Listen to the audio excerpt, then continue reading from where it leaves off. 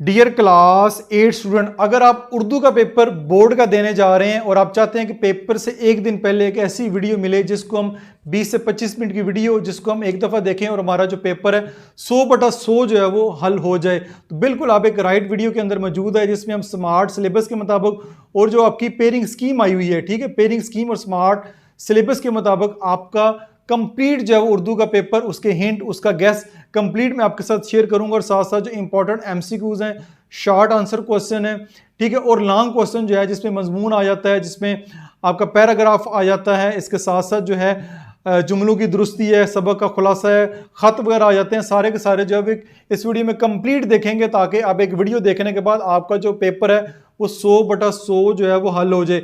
इसके साथ साथ जो मेरे दोनों चैनल हैं लर्निंग जोन, उसके ऊपर भी मैं क्लास 8 के जो है, चाहे वो साइंस का सब्जेक्ट है, चाहे वो मैथ का है, चाहे वो इंग्लिश का है, चाहे वो उर्दू का है, उसकी वीडियोस में रेगुलर बेस के ऊपर जो है वो अपलोड कर रहा हूं। तो ये मेरा लर्निंग जोन 2.0 है जिसमें मैंने आपके स्कूल बेस्ड असेसमेंट पेपर हो, चाहे आपका बोर्ड एग्जाम हो, उसके वाले से मैं वीडियो अपलोड कर रहा हूं। और इसके साथ साथ जो आपका मैथ उर्दू का जो पेपर है, उर्दू का जो मॉडल पेपर आया हुआ उसको भी मैंने कंप्लीट यहाँ पे सॉल्व किया हुआ है, स्टेप बाय स्टेप ना सिर्फ सॉल्व किया बल्कि एक्सप्लेन किया हुआ है, ताकि इस वीडियो को देखने के बाद आपका जो कंप्लीट पेपर है वो अच्छे तरीके से आप समझ सकते हैं। इस वीडियो का लिंक भी मैं डिस्क्रिप्शन में डाल दूंगा, इस वीडियो को जरूर देखिएगा। तो अब हम जो है वीडियो को स्टार्ट करते हैं और अपना जो स्मार्ट सिलेबस से लेके जो मॉडल पेपर और साथ साथ इंपॉर्टेंट जितने भी गेस्ट हैं वो इस वीडियो में देखते हैं। सबसे पहले स्मार्ट सिलेबस को देखते हैं जिसकी वीडियो मैंने पहले भी अपलोड की थी। ये आपका स्मार्ट सिलेबस है जिसमें ये वाले जो 6 टॉपिक नज़र आ रहे हैं, 6 सब लेसन आपको नज़र आ रहे हैं, ये आपके सिलेबस में शामिल नहीं है। यानी टोटल 20 स्बाक हैं, 20 में से 14 में से पेपर आएगा, बाकी जो आपके 6 स्बाक हैं ये आपकी कैंसिल कर दिए गए। तो आपने इनको बिल्कुल तैयार नहीं करना, इसको हम डिटेल से बात कर चुके हैं पहले। अब आपका आता है पेयरिंग स्कीम। अब आपने अगर तैयारी करनी है ना, तो तैयारी करने से पहले आपको ये पेयरिंग स्कीम का पता होना चाहिए। पेयरिंग स्कीम से मुराद होता है कि कहाँ से कितने एमसीक्यूज आने हैं, एमसीक्यूज टोटल कितने आएंगे, शॉर्ट कितने होंगे, लॉन्ग कितने होंगे, और कितना हिस्सा करने से कम जो वीक स्टूडेंट है वो पास हो सकता है, और जिसने 100/100 जो है वो नंबर लेने हैं, ठीक है, वो कितनी तैयारी करे ताकि उसके 100% जो नंबर है वो आ सकें। तो सबसे पहले आपका हिस्सा अव्वल होगा, इसमें कसीर वल इंतखाबी सवालात होंगे, एमसीक्यूज होंगे जिनकी तादाद जो है वो 40 होगी, तादाद इनकी 40 है और 40 इसके नंबर होंगे, ठीक है। फिर हिस्सा दोम होगा आपका पेपर का जिसमें मुख्तसर सवालात होंगे SRQ, जिसके टोटल नंबर 30 होंगे। इसमें जो पहला पार्ट होगा 13 में से कोई 10 सवालात करने हैं, 13 सवालात दिए जाएंगे, उसमें से 10 सवालात करने हैं, हर सवाल के 2 नंबर हैं, 10 × 2 तो 20 मार्क्स आपके यहाँ से बनेंगे। फिर नंबर 2 पे 7 में से कोई से 5 जुमलों की दुरुस्ती करनी है, ठीक है। अब आपको जुमले दिए जाएंगे, उनमें कोई ना कोई मिस्टेक होगी, उस मिस्टेक को ख़त्म करके आप उन जुमलों को दुरुस्त करेंगे, तो 5 × 2 10 मार्क्स इसके होंगे, ठीक हो गया। हिस्सा सोम होगा आपका, तफसीली सवालात होंगे, कंस्ट्रक्टेड रिस्पॉन्स क्वेश्चन कहते हैं, जिनका डिटेल से आपने आंसर देना है, जिनकी तादाद आपकी 3 होगी, टोटल नंबर 30 होंगे। तो ये आपके 30 और 10 40, 40 और 20 ये आपके, हाँ 40 और 30 70 और ये वाले 30 100 नंबर आपके इस तरह ये बनते हैं। तो आपने जब तैयारी करनी है तो इस हिसाब से करनी है कि इसमें आपके पूरे का पूरा पेपर भी आपका हल हो जाए और आपके पूरे के पूरे जो नंबर हैं वो भी आ जाएं। तो पेयरिंग स्कीम जो है वो खास तौर पे इस पर ज़रूर नज़र रखनी है और ये आपने जो छोड़ देने हैं, ठीक है। अब आपका मॉडल पेपर जो हमें पैक्टा की जन्म से वसूल हुआ है, इस मॉडल पेपर को आप अच्छे तरीके से तैयार करें, क्योंकि इसी मॉडल पेपर के 99% चांस हैं कि इसी में से पेपर आ जाएगा, ठीक है। तो पेपर क्योंकि आपने पहले मैथ का कर लिया हुआ है, अब आपने जस्ट आपको पता चल गया कि यहाँ पे आपने नाम लिखना है, नाम के बाद यहाँ पे आपका रोल नंबर आएगा, कुछ अमूमी हदायत हैं, तमाम सवालात लाजमी हैं। इसके अलावा एक सवाल के एक से ज़्यादा हिस्से हो सकते हैं, यानी एक सवाल के ABC 2-3 पार्ट भी हो सकते हैं। जवाब लिखने के लिए काला या नीला कलम इस्तेमाल करना, अपने पेंसिल की इस्तेमाल की इजाज़त नहीं है, ठीक हो गया। तो इस पर्चे में 40 आपको एमसीक्यूज दिए गए हैं, हर सवाल एक नंबर पर मुश्तमिल है। तो ये आपको यहाँ पे 40 एमसीक्यूज नज़र आ रहे हैं, जिसमें जो पहला हिस्सा आपको नज़र आ रहा है वो ग्रामर से रिलेटेड है, ठीक है। अगर आपकी ग्रामर अच्छी है तो आप इस ग्रामर वाले हिस्से को सबसे पहले करेंगे, और अगर ग्रामर आपको नहीं आती तो सबसे जो आसान इसमें है ना काम, ये देखें, ये यहाँ पे नीचे पैराग्राफ दिया गया, ये पैराग्राफ तो सबसे आसान है। पैराग्राफ को आपने पढ़ना है, पैराग्राफ पढ़ने के बाद आपको 5-6 एमसीक्यूज हैं, 31 से 35 5 एमसीक्यूज हैं, ये तो आप आसानी से कर सकते हैं, जिसमें अपने लिए तो जानवर और परिंदे भी जीते हैं, लेकिन इंसान को अशरफुल मखलूक़ात इसलिए कहा जाता है कि वो दूसरों के दर्द को भी महसूस करता है। दूसरों के दर्द को महसूस करने वाली ही दरहकीकत इंसानियत के मनसब पर फाइज हो सकते हैं। वो लोग जिनका जीना मरना दूसरों के लिए हो, वो अजमत की बुलंदी को छू लेते हैं। तो बड़ा आसान सा आपको पैराग्राफ दिया है। तो नीचे सवाल देखें, इंसानियत की खिदमत करने वाली शख्सियात में कई इकदार मौजूद होती हैं सिवाय, यानी इंसानी खिदमत करने वाले लोगों में काफ़ी खसूसियात होती हैं, लेकिन एक नहीं होती। कौन सी नहीं होती? इसमें से देखें, ये वाली खुद गर्जी नहीं होती। बात इंसानियत की खिदमत की हो रही, तो खुद गर्जी वाली खसूसियत कहाँ से होनी है? तो ये मेरा आपको मशवरा है कि सबसे पहले ये जो पैराग्राफ आपको दिया गया है ना, इस पैराग्राफ के जब आप वीडियो देखेंगे तो जो इसके क्वेश्चन है ना, वो मैंने सारे के सारे आपको यहाँ पे सवाल दिए हुए हैं। ये आपका पैराग्राफ है।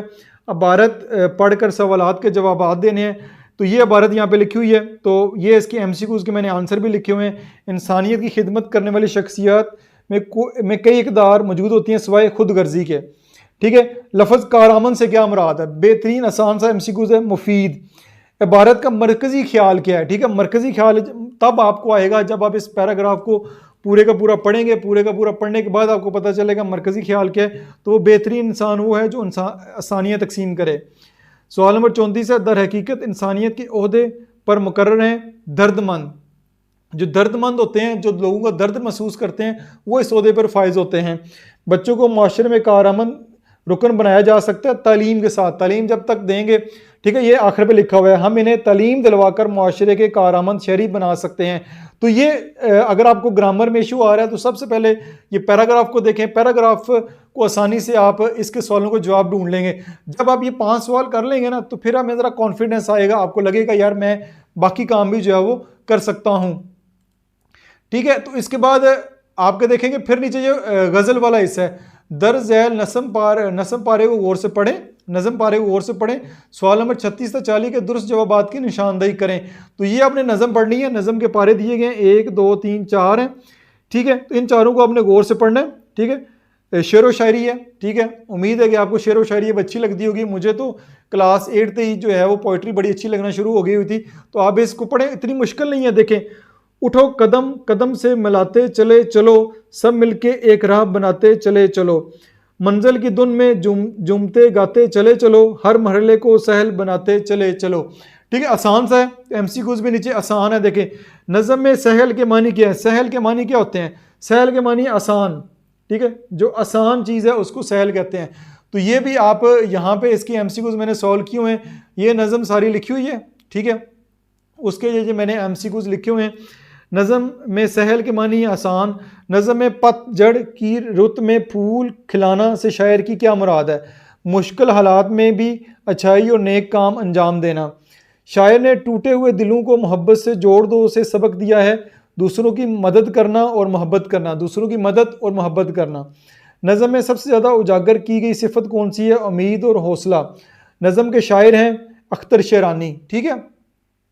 तो ये बड़े ही आसान से ये 10 MCQs हैं। जब ये 10 MCQs आप सॉल्व कर लेंगे, ठीक है, तो ऑटोमेटिकली आप में कॉन्फिडेंस आ जाएगा कि अब आपको 10 MCQs आपने कर लिए तो बाकी जो हैं वो भी इतने मुश्किल नहीं है। तो फिर आप पीछे ग्रामर की तरफ आ जाएं। सबसे पहले तो आपने इसको पढ़ना है। ठीक है। ये देखें, फजाइया के दुरुस्त इस्तेमाल वाला जुमला क्या है? फजाइया अब क्या होता है, ये मैंने अगर देखें तो ये मैंने जो वीडियो बनाई है इसमें मैंने साथ एक्सप्लेन भी किया हुआ है।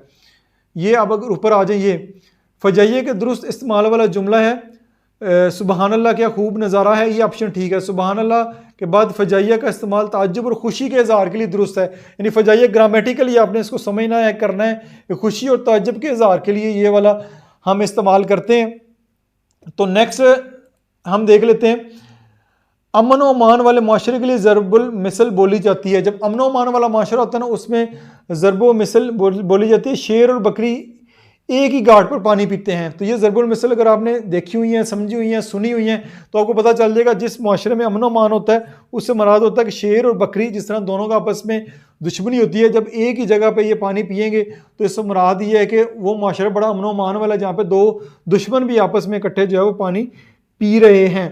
तो ये सारे के सारे MCQs में अभी तो सॉल्व करके नहीं दूंगा क्योंकि इसके ऊपर मैंने डिटेल से वीडियो बनाई हुई है। उस वीडियो में मैंने सारे के सारे MCQs जो हैं वो आपको अच्छे तरीके से एक्सप्लेन किए हैं और कोई इसमें मैंने कमी नहीं छोड़ी। आप उस वीडियो को ज़रूर देखें, तकरीबन आधे घंटे की वीडियो होगी जिसमें ये वाले एमसीक्यूज जो हैं सारे सॉल्व किए हुए हैं। ये देखें, ये वही एमसीक्यूज हैं जो एक डिटेल के साथ जो है वो मैंने सॉल्व किए हैं, तो इसको मैं यहाँ पे एक्सप्लेन नहीं करूँगा। तो ये वाली वीडियो आप कंप्लीट देखें। कंप्लीट देखने के बाद आपको उम्मीद है कि एमसीक्यू जो है वो सबसे पहले अच्छे तरीके से आपको समझ आ जाएंगे, तो आपका कॉन्फिडेंस लेवल जो है वो हाई हो जाएगा। जब आप 40 में से कम 35 एमसीक्यूज तो आपके ठीक होना चाहिए, क्योंकि पेपर आपका बहुत आसान आ रहा है। पहली दफ़ा बोर्ड के पेपर आ रहे हैं, तो इस वजह से पेपर जो है वो बहुत ज़्यादा आसान बनाए जा रहे हैं। तो आपने देखा होगा उर्दू का पेपर, मैथ का पेपर भी पहले हुआ तो बहुत ईजी पेपर आया आपका, तो इसलिए जो है वो आप ये एमसीक्यूज जो है वो अच्छे तरीके से सॉल्व करें। 40 एमसीक्यूज होंगे, 40 नंबर होंगे, और किसी किस्म की परेशानी नहीं लेनी, टेंशन नहीं लेनी। और जिस तरह मैंने ई मार्किंग आपको बताई हुई है कि आपका मशीन ने चेक करना है, तो आपने बिल्कुल उसको सर्कल प्रॉपरली करना है, शेड करना है, ताकि मशीन जो है उसने ज़रा सी इधर उधर काम किया तो आपका नंबर जो है वो कट जाएगा।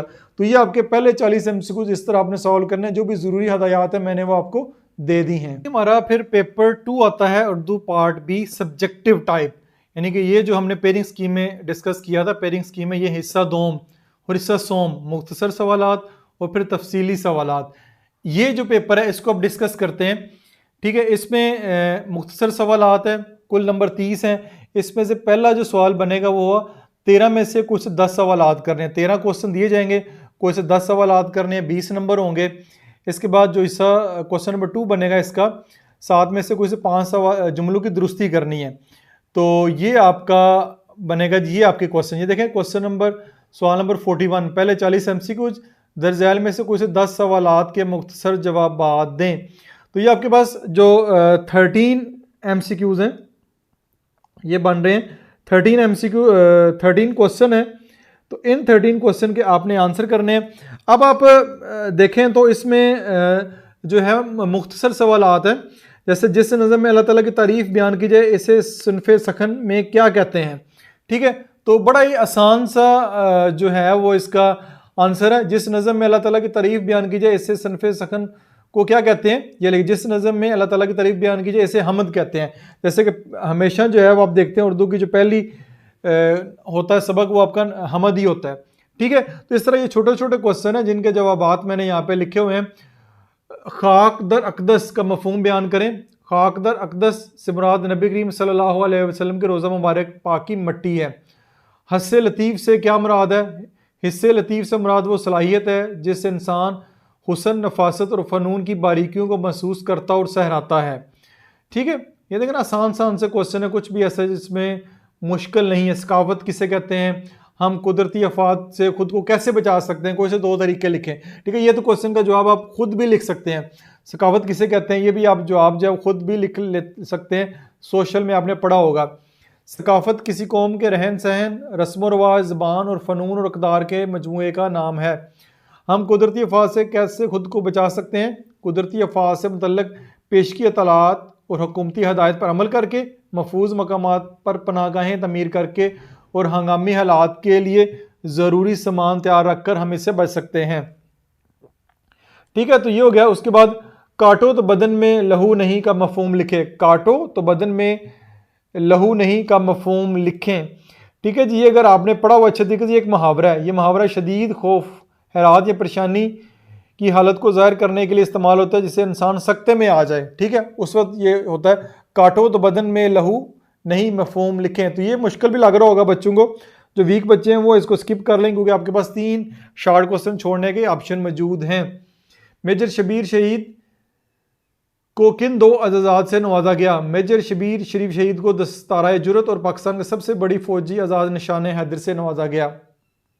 ठीक है, आगे आपके पास जो है दुरुस्त अराब की मदद से तलफ़्फ़ुज़ वाज़ह कीजिए। सकाफ़त और पहचान दुरुस्त, इसमें अराब लगाने हैं। खेलों के सेहत पर होने वाले 2 असरात तहरीर करें। बहुत ही आसान है, खेलने से आपकी ज़िंदगी पे क्या असर होता है।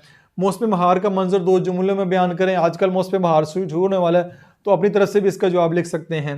ये जो नज़म है दरसे अमल के मुताबिक हर मरहले को सहल बनाते चलो से क्या मुराद है? ये तो आपके पास जो ऊपर MCQs है ना, ये वाले जिसमें ये नज़म के आए हुए हैं। ठीक है, ये जो नज़म इसी में से ये क्वेश्चन आपका लिया गया। तो ये अगर नज़म आपको आती है, ये क्वेश्चन आपको आते हैं अच्छे तरीके से करें तो ये क्वेश्चन भी आप इजीली सॉल्व कर सकते हैं। एक अच्छा मुआशरा ख़वातीन को किस तरह के हकूक़ देता है, मुख्तसर बयान करें। यानी ख़वातीन के हकूक़ के बारे में 2 बातें लिख दें आप। तलमीहात अब ज़मज़म और कोह तूर का तल्लक किन नेक शख्सियात से है। तो अब ज़मज़म का तल्लक हज़रत इस्माईल अलैहिस्सलाम और कोह तूर का तल्लक हज़रत मूसा अलैहिस्सलाम से है।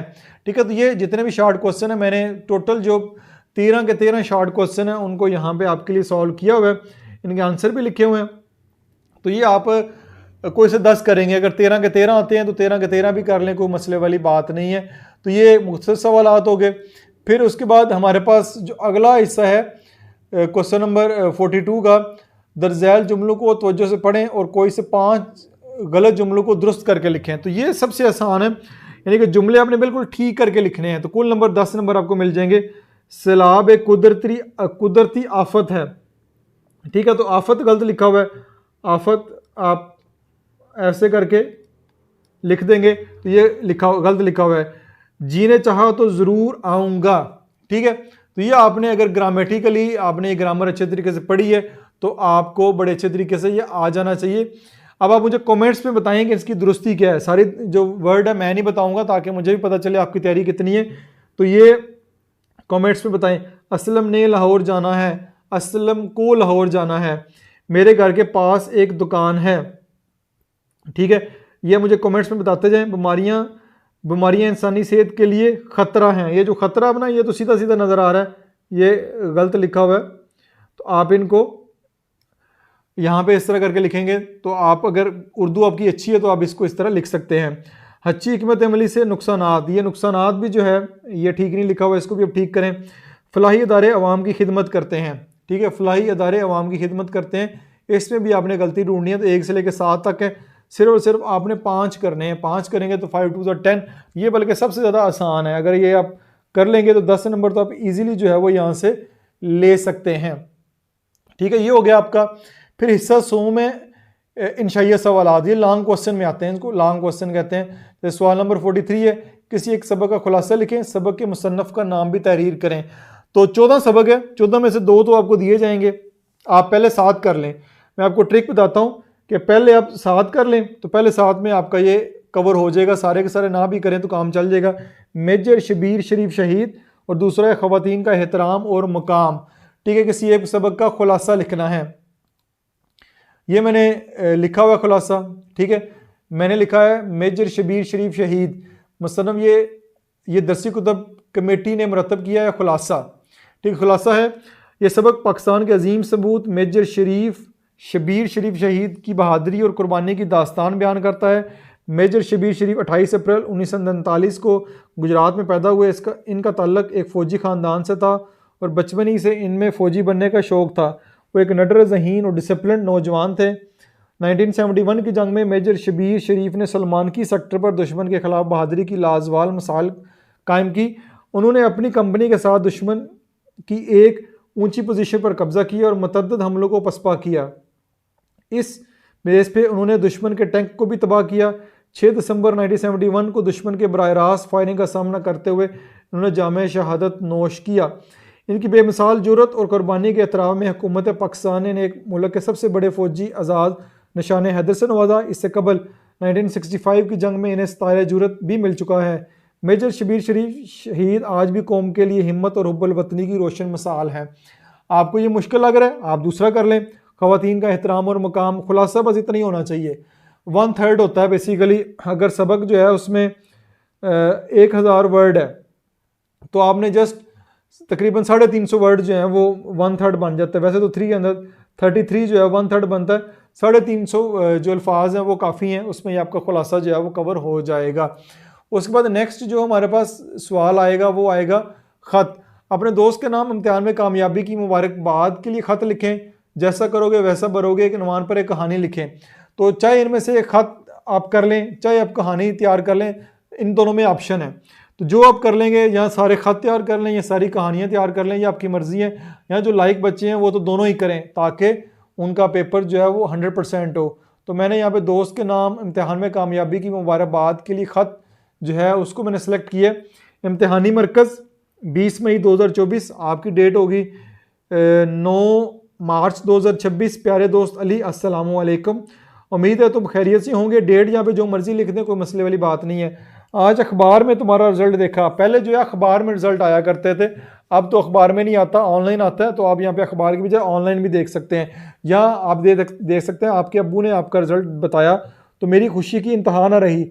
जमात अष्टम के इम्तिहान में शानदार कामयाबी और नुमाया पोजीशन हासिल करने पर मेरी तरफ से बहुत बहुत मुबारक हो।